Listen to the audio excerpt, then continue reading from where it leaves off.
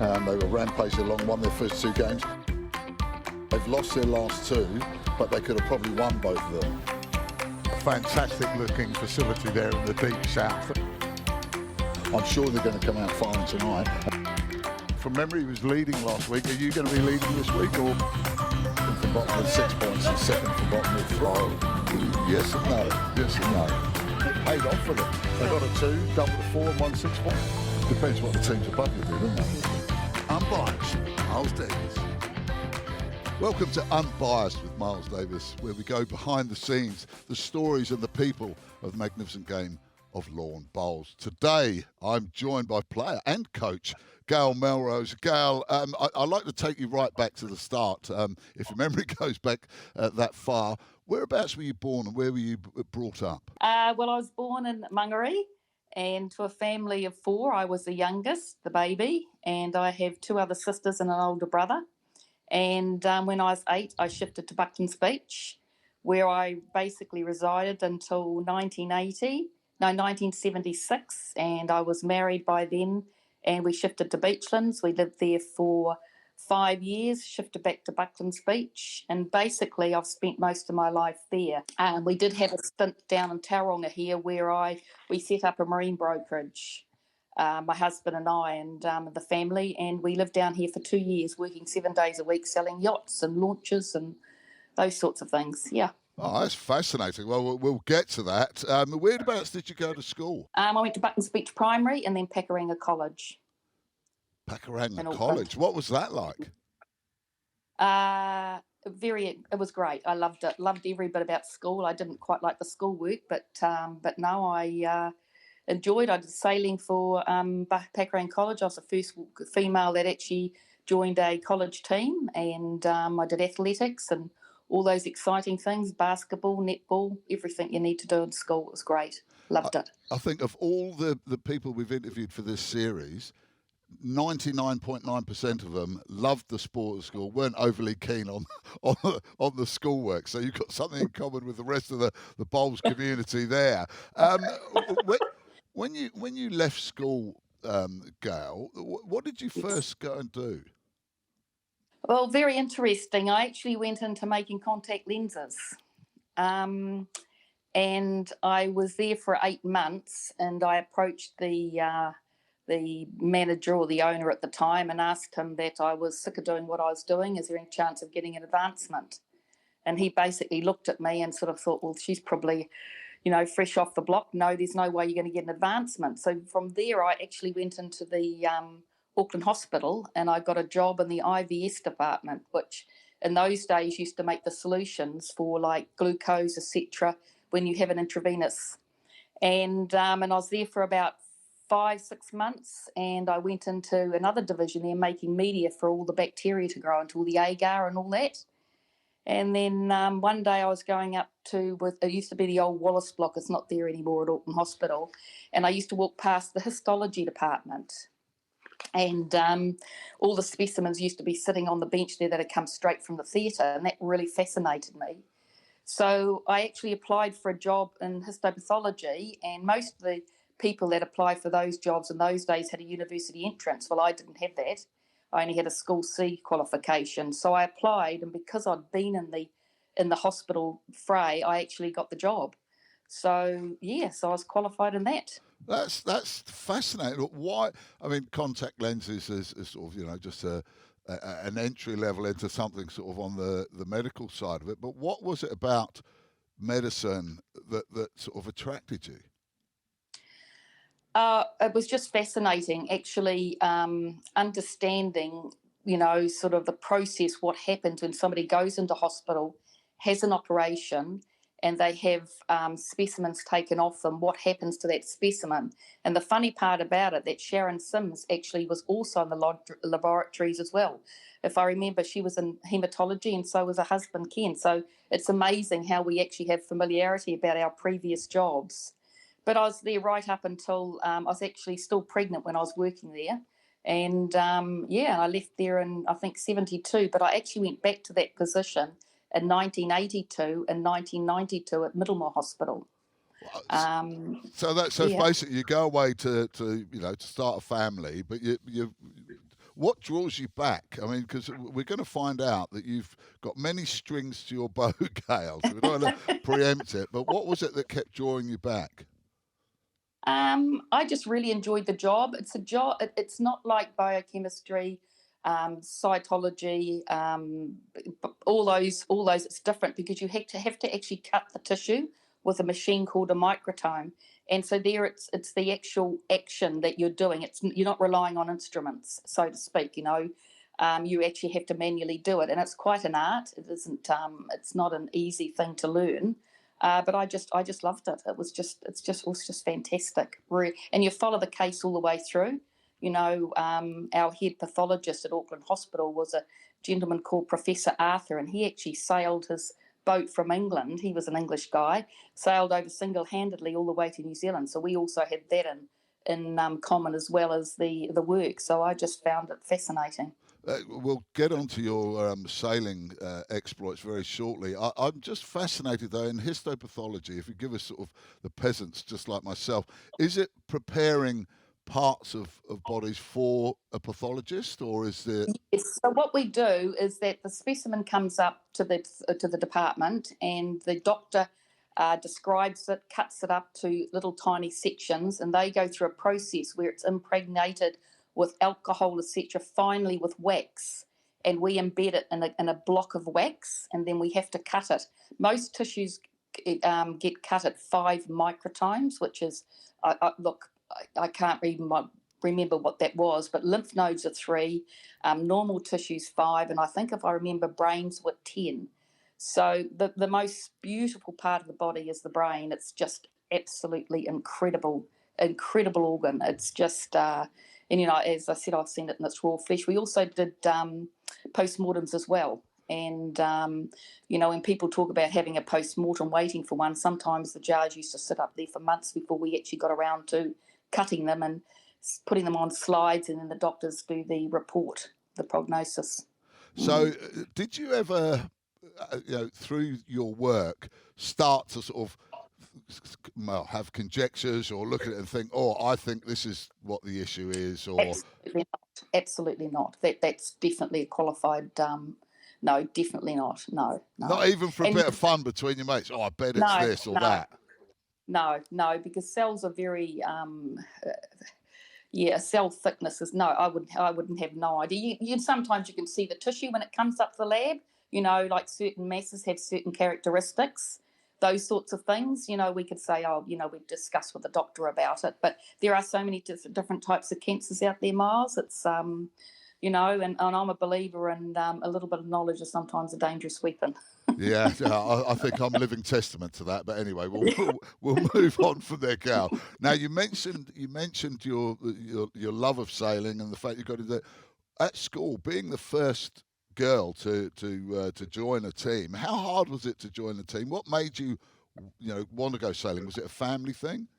It was a family thing. I come from a history of yachting through my mother's side. My cousin Greg Elliott, he's a boat designer, and he's got a lot of boats around New Zealand and overseas. And so it actually came from my mother's side of the family, not my father's side. He thought it was a waste of time sitting out in a boat with these sails up waiting for a bit of breath to come along, a bit of air to come along to actually make the boat move. So he thought it was a total waste of time. But I think at the tender age of 11, I was my sister and I had a boat built for us. My father plus another man built it, and they virtually just pushed us off the beach and said, "We'll go and sail." And it was the boat tipped over and I got caught under the sail, and I really panicked. And my sister said to me, "Don't be stupid, touch the ground, we're right inshore." So that was my first experience. And then from then on, I was more competitive than my sister. So I actually kept sailing. So at the age of 12, I was on my own with a 9-year-old crew member. And that's where my sailing started. In those days, the girls didn't get the coaching. We used to run coaching courses in our lounge, one of the gentlemen from the yacht club. And my sister and I had to make the Milo. We weren't allowed to sit and listen to the coaching sessions because we were just girls. So that was interesting. Did you listen behind the closed door just so you could pick up a bit of information? Probably. I used to go to regattas where there'd be 35 boats and I'd only be the only female racing against all the boys. Sometimes I used it to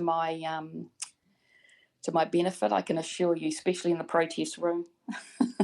Now, I can imagine. I understand your brother was into it and competed at Worlds. Yeah, brother. Yeah, he raced. We didn't come up through the Olympic campaign. We came up through the centre borders, and then like Gary used to go to Australia a lot and compete in the 18-footers. Bruce Farr actually designed his first 4-man boat when he was about 17 and 18, and my father and my brother and both my brother-in-laws all raced together. It was a 4-man, and they used to go to Australia and compete over there. And then, of course, both Gary and I have done Sydney Hobarts and, lots and lots of sailing. Yeah, I understand that we'll get to you in a minute, but I understand your brother had a couple of near misses in terms of losing his life out at sea. Yes, yeah, he did. He was on a boat called Party Pro, which is my cousin Greg Elliott's boat, and they hit a reef in Fiji. And it was pretty touch and go whether they were going to survive or not. It was really, really hard, And but they survived. They got winched off by the rescue helicopter, and they all survived. So they were very, very lucky, lucky. All those sort of things only happen at night. You often find that these things happen at night, and it's nuts because your vision and your sense of direction, etc., is not as good at night as what it is in the daytime. I can well imagine it.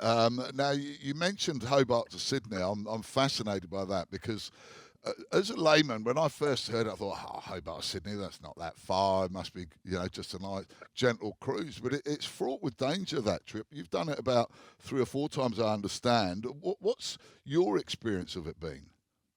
Well, I've done it 3 times. It's actually Sydney to Hobart. Yeah. That's the race. And it's about 650 as the crow flies. And what it is that the Bass Strait is very shallow.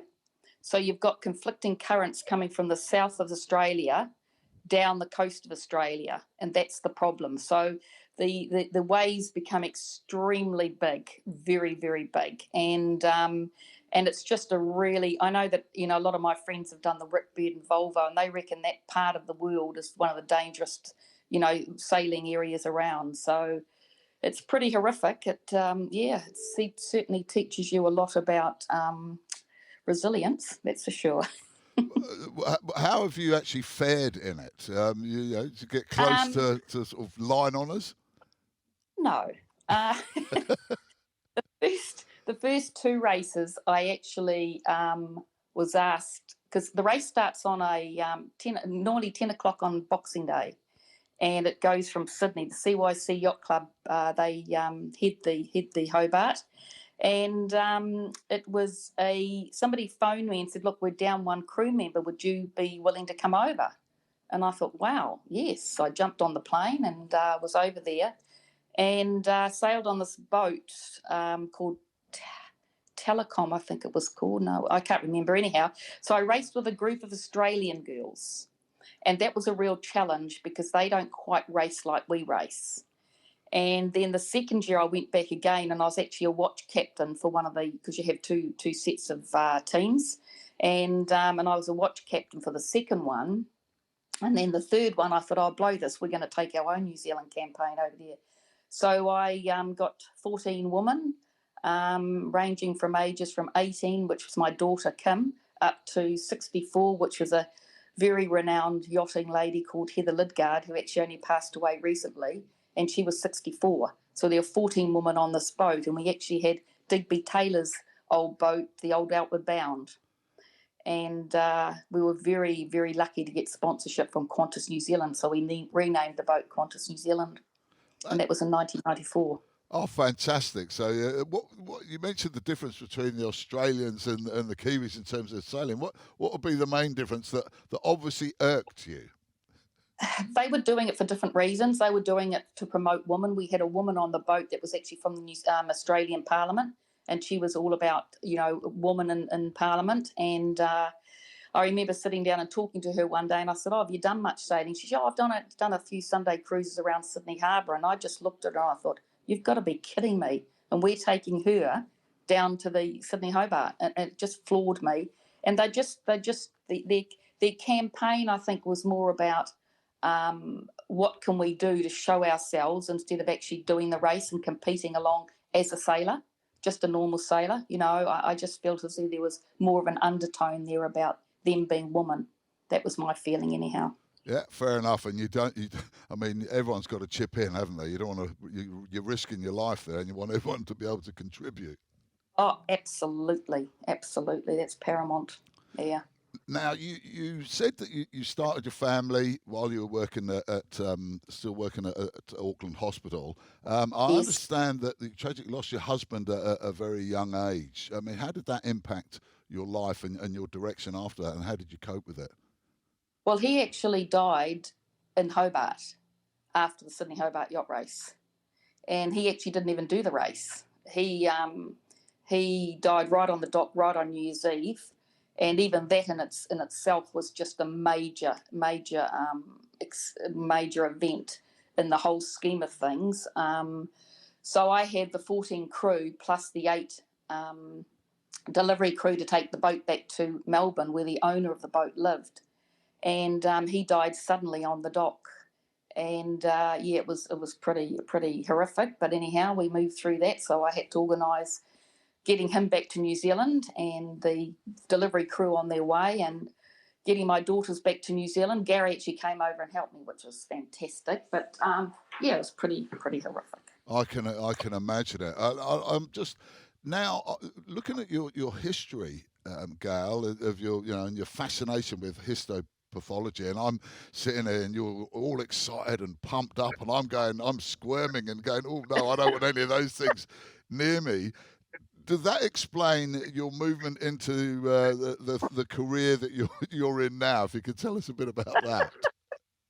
I've had many careers between that and this, I can assure you. I actually was a travel consultant for 8 years, and I was privileged to take 42 people to South Africa for the Rugby World Tour in 1995.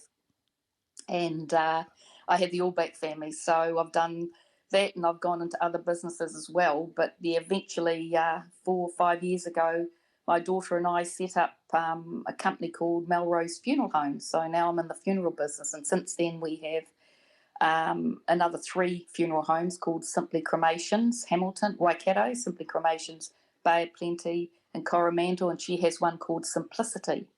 And 2 years ago, this December, we actually ended up by building our own crematorium over in Hamilton, in Te Rapa. So I now have both my daughters and a grandson and a granddaughter all working in the business, along with other staff.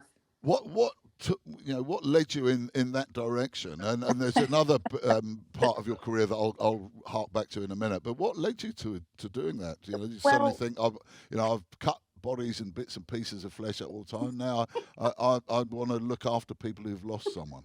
She made me sound like a grim reaper. Well, it was, we had the death of my husband and my brother-in-law, and then my mum and my dad, and I just felt as though I actually went up to get my dad's ashes, and I said to the funeral director, what does it take to own a funeral home? And he said to me, about $1 million. And I said, well, I haven't got that.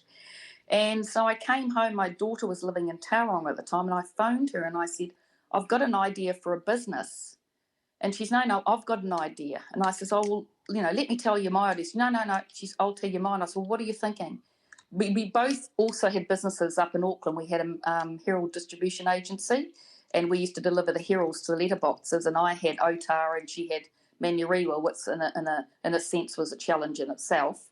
And we had about 8 staff each for that. So we still both had those businesses. And anyhow, I said, well, what are you thinking of? And she's, well, what do you think of a funeral business? And the heckles, all my hair stood up at the back of my neck, and I thought, oh my goodness me, I'm coming down. And she said, why? And I said, because that's what I was going to tell you. She says, oh, where? Wow. So there you are. That's how it all started. Like mother, like daughter. How hard was it to get in? Obviously, you didn't have the $1 million just lying around under your mattress. How hard was it to get in? Well, it was pretty hard. We actually came down to Tauranga and looked at leasing a building, but that didn't work. So we ended up actually buying a little home and setting up our morgue and renovating the property for a little funeral home, and Carla learnt to embalm in a company called Simplicity over in Hamilton, and that's the one she actually ended up by buying. And so we've just evolved from there, and it's the most amazing business to be in. People look at me and think I'm crazy, but it's incredible to be able to help or assist or be there for people when they're in their lowest ebb, the grief, and it does funny things to people. So to be able to help those people is amazing. It's incredible. It's it's not all good.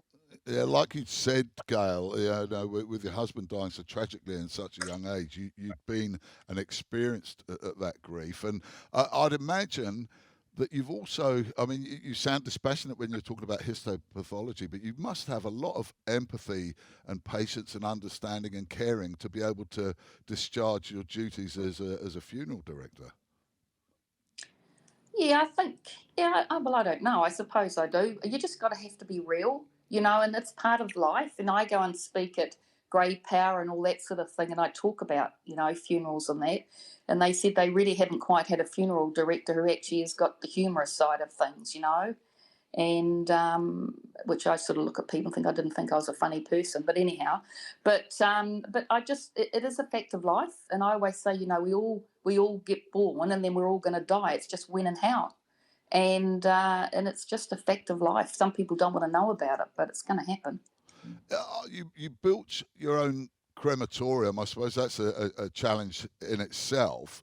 Is there a move towards more cremations rather than burials? Absolutely, because what's happening is that the land is becoming less, of course, and Taupiri Mountain is a classic. We do a lot of the whakapapa and all the whānau from the Tainui district, and that's becoming a grave concern because of the amount of room left up there. And so cremations is becoming very, very common. I suppose out of, 12 deaths, I suppose you'd get probably 7 to 8 would be cremations, and the rest would be burials. But the cost of a burial is astronomical. The actual plot is extra. Like in a council down here, council graveyard, it's about $3,500 just for the plot. That's not including the dig, etc., etc. So that's a lot of money. I'm just fascinated. I suppose we're going into sort of funeral stuff now, but it's an area of expertise, and I'm fascinated by it. With the coffin, when they have the service, do people still buy the really expensive ones and they just get burnt, or do you transfer them to a cardboardy one, or what happens? No. Well, we actually. Some people do. Some people want their own coffin. A lot of people actually build their own coffins. There's a coffin club in Cadicat and that I deal with, and a coffin club in Rotorua, and they build their own coffins. But we have a policy here at our funeral homes that if a person wants to have a coffin, we have a loan coffin, and they don't have to purchase it. They just have to hire it, and that allows them to have the beautiful coffin at the service. And then we transfer the deceased to a cardboard coffin, and that's actually what gets cremated in our coffin in Te Rapa. The coffin club, you've got to tell me more about that. How on earth did they start up? So what an idea. One day, why don't we start a coffin club? And do they have kit sets? Do they have sort of designs off the internet? How did it start? Oh, yeah, it's fascinating. It's fascinating. You get all sorts. You get people that have made like golf courses, all sorts of things. It's fascinating how people perceive, and it's all part of the process of actually accepting and dealing with one day you're not going to be here. And some of them even make their little ash boxes as well. Their ash urns, and it's amazing. They have a standard size, well, not a standard size, but a kit set pattern, and they use it from there depending on how tall you are or how big you are, how wide you are. And so it's fascinating. I go up there often and have a big chat to the Coffin Club boys, and so we deal with them a lot. It's quite entertaining. That is fascinating. I used to be a grave digger, and I can still remember it was 7 foot deep, but that was for 2 people, 3'6" at the top, 2'6" at the bottom. But I assumed that in those days people were more of the same size. All right, now let's get on to bowls. I mean, there's thousands of things we could talk to you about, but bowls. When did you first get involved in bowls? Well, it's really interesting because I was a yachty for so long, 40 years. And one day I actually owned a boat that I was very privileged to race against the likes of Dennis Connor and Russell Coates. And I woke up one morning and I said, actually, I've had enough of this. Been there, done that, got the T-shirt. So I said to somebody about it and they said, oh, why don't you take up lawn bowls? And I said, oh, really? And they said, yeah. So I went down to the local Howick Bowling Club and I had a session. Well, my first bowl, I don't know if you've ever been to Howick, but they've got a top astro green, they've got a bottom astro green. Well, if the fence hadn't been there, my bowl would have gone down to the bottom green. So, because being a helms person, I was quite strong and had, in both arms. So I had no idea what I was doing, none whatsoever. And so that's how I started. In the first year I was okay, but I didn't know you could play championships. So I just used to do roller. And actually I used to play against Chris O'Leave in those days when he was a young schoolboy. And then I went to Greece and I did a big tour around Greece and I fell off a moped and I hurt my back. So I had to take a year off and then I got back into it. And so the story still evolves. I started coaching when I was a 10-year bowler because I've done, with both my daughters, they're very into sport. So I managed to coach every sport they were in. I never coached them, but I coached the sport, whether it was gymnastics or netball or basketball or athletics. So I could be there. And as a young parent, I did it because, you don't really know about how to bring up children. You just learn. And all their peers and that were there. So I used to get an idea about what the other parents used to do. So that's how I started lawn bowls. Crazy. And I got my dad into it when he was about 83, I think he started lawn bowls. And my brother started probably about 13 years ago now. Yeah. So normally it's the other way around, isn't it? It's the dads getting the children I into know. it, but you've done it the other way around. Yeah. So it was quite funny, really. Now, yeah, it's great. Put me right if I'm wrong again, because I very often am. You've got 2 national titles or more now? Only 2. I've got a National Fours title. I think it was in 2012 with my Birkenhead club of Carol Fredericks, who's actually since passed away, Ruth Lynch and Lisa Hemling, and we won the nationals against the Slam team, which was I think Sue Bernard, Leanne Curry, and Mandy and Angela Boyd, and that was pretty exciting. And then I run another one through our development team in Auckland. It was fantastic, just awesome. What is it you love about bowls? Meeting people, huge amount of people, and they come from all walks of life, all experience. I always say everybody's got a story to tell, and just the competitiveness is, and it's really a hard game. I know Pete Ballas always says it's line and length, but there's a lot more to it than that. But also, I find that I observe the conditions because of my yachting days. I remember we were in a Trans-Tasman or some multinations over in Australia, and I remember talking to Kirsten Edwards, and I said, it's blowing about 15 knots. And she turned around to me, she said, what? And I said, it's blowing about 15 knots. She said, what are you talking about? And I said, it's windy, look at the flag. I remember her face like, what the heck are you going on about? So, so that's sort of, it's just an interesting sport. It's challenging. How did you get into coaching it? You said after 10 years you've been bowling, and then so what got you into coaching, and what do you enjoy about coaching? Yeah, well, I was actually asked by Margaret Davies to help in a winter training event they have up there, which leads, I think, to the Campy and the Canoe Cup, if I remember. And I just started doing that. And then I shifted from Birkenhead Bowling Club. Even though I lived in Bucklands Beach, I still went over the North Shore. And then I went out to Counties Manukau and I started into the rep side, working with the representative bowlers. So that's how I started all that. So it's amazing. What's the hardest thing you think about coaching? The hardest thing, not having enough time in the day to actually do it all. No, I don't know. I've never looked at it as being hard. It's a challenge, and it really tests you in every way. But you've just got to be mindful that sometimes what you're saying people don't understand. And so no, I don't know. Like you say, and I agree 100% with you. I mean, most of my life is trying to get people's stories out of them, and I love it. But presumably, everyone's got stories. Everyone's different when you're dealing with them, and how much, how hard is it to sort of identify what is, how to handle each individual and how to get the best out of them? You've just got to listen, and you've got to ask the right questions. And people know me, and I love to talk, and so I think it's just and sometimes you don't have to be direct. It's the way you talk around the subject. Sometimes you get the best out of a person, and sometimes they don't realise that what they're actually telling you is really important. And also, I think with bowls, anybody can do it. Like my dad, he was 95 and a half when he passed away, and he was still bowling up to 95 years of age.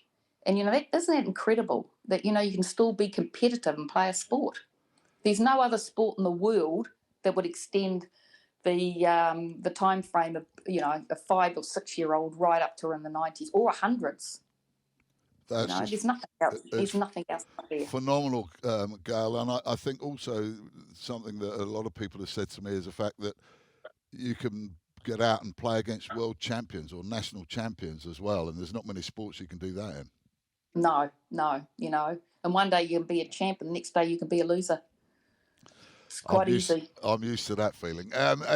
One thing, Gayle, just quickly before we go, back to your nautical background. You mentioned that you'd spent 7 days a week down slaving away in Tauranga on a business with boats. I understand that you supplied or procured boats, yachts for people. I mean, we talking super yachts or little mini yachts or what?